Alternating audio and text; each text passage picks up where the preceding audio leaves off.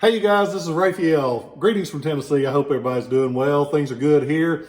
Everybody has had a wonderful Thanksgiving. I hope that you guys have because you deserve it. And we've all got so much to be thankful for. Life is good. There's bumps and bruises, but as my granddad used to say, I'm sitting up and taking nourishment. Son, it's a good day, and it's a good day. There's so many more positive things to dwell on than all those negatives, because you get way down in negatives, you're screwed. So keep on the sunny side, as the old song said. Today we're going to talk about one thing that if I hit that lottery tonight, I'm going to start buying every one I can get because they're really cool.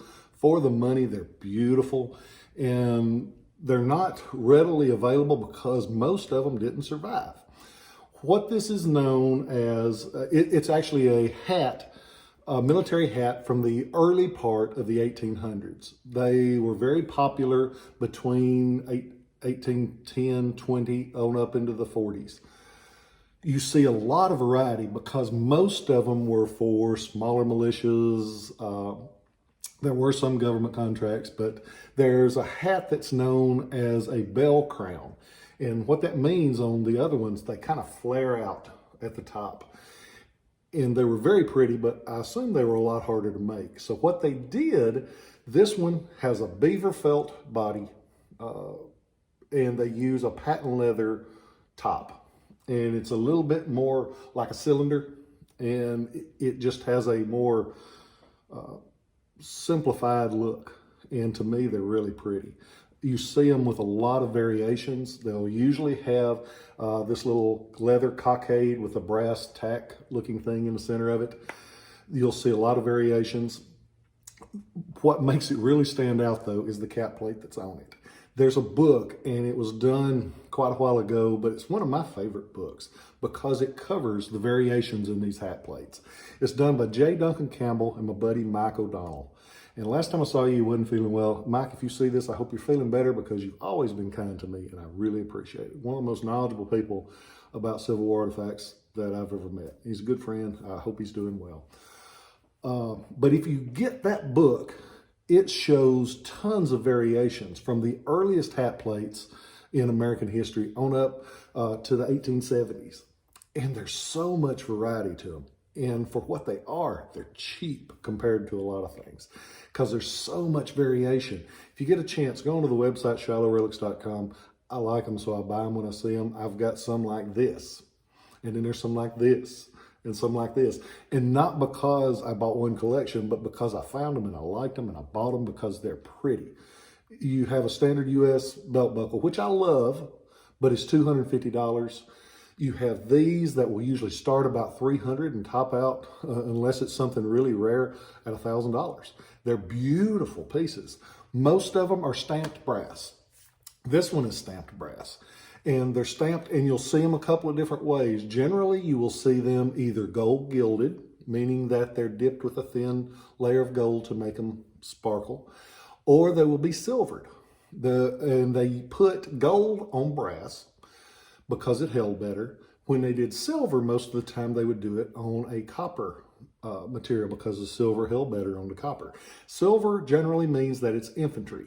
So people sometimes jump to the conclusion that the brass is immediately artillery, but silver was generally infantry.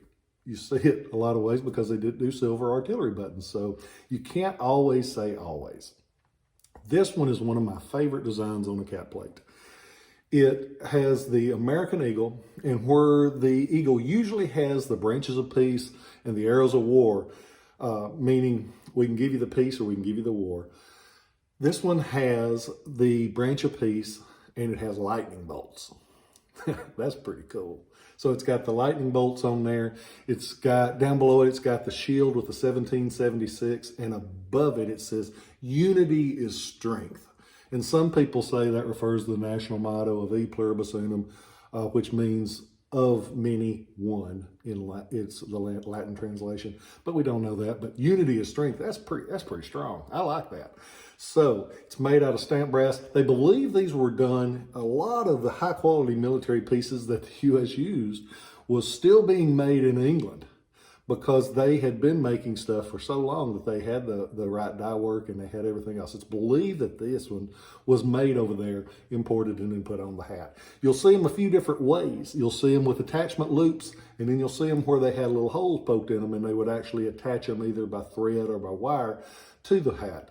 This one has both of those. It has 2 attachment loops going through it, and then down on the bottom it has little bitty 2 small holes holding it in place.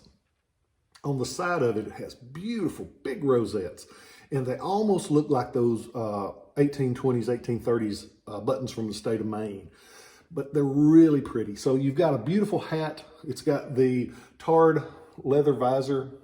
A lot of times that breaks off, because you can imagine if you set that hat down, it pops off.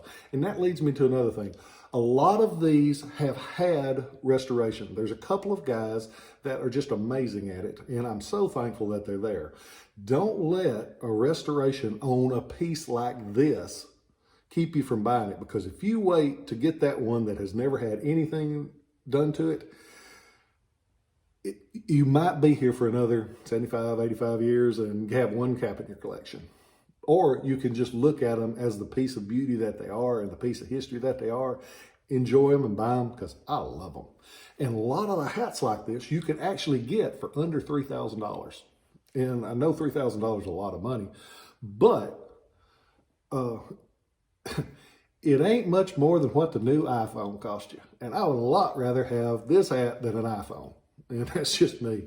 But I hope you guys are doing well. I hope you enjoyed seeing this one, because I enjoyed it. When I saw it and a friend of mine had it, and I looked at it and I thought, I don't need that. I'm going to break that up. And then I walked around and I caught myself walking back around to it and around to it and around to it. And I said, that's a sign. That's generally, people ask me, they said, well, which one of these should I buy? And I said, well, that's easy. You just look, and there'll be one of them that you will circle back around to and catch yourself looking at more than the others. That's the one you ought to buy, because that's the one you like. And I always tell people, buy it because you like it. Don't buy it because you think you're going to get rich on it, because you might not. Ain't nobody got a crystal ball. Buy it because you like it. Buy it because you appreciate the history. And you'll always be happy if you look at it with that mentality. Great hat. It's on ShilohRelics.com right now. There's some of those hat plates. I'm going to put a few up here as I tell you the other stuff, just because I like them and let you see some of the variety to it.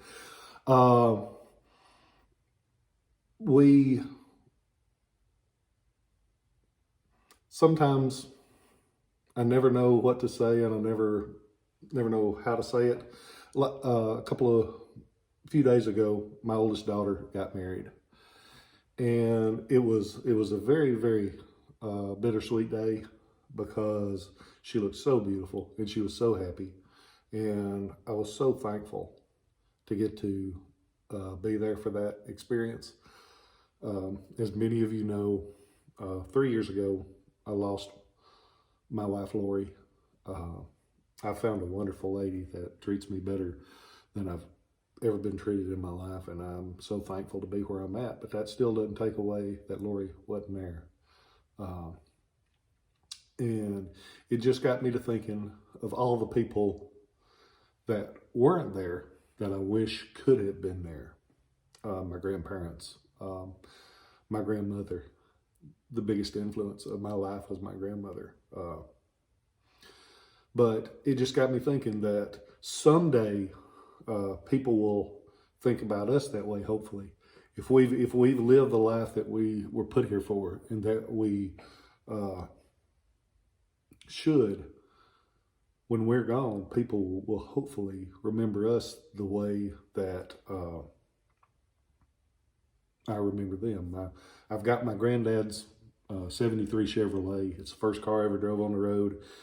And as I was heading to the wedding, my biggest memory of my grandparents in that car, every time my grandmother got in the car, my granddad always drove, Mama would scoot right up beside him.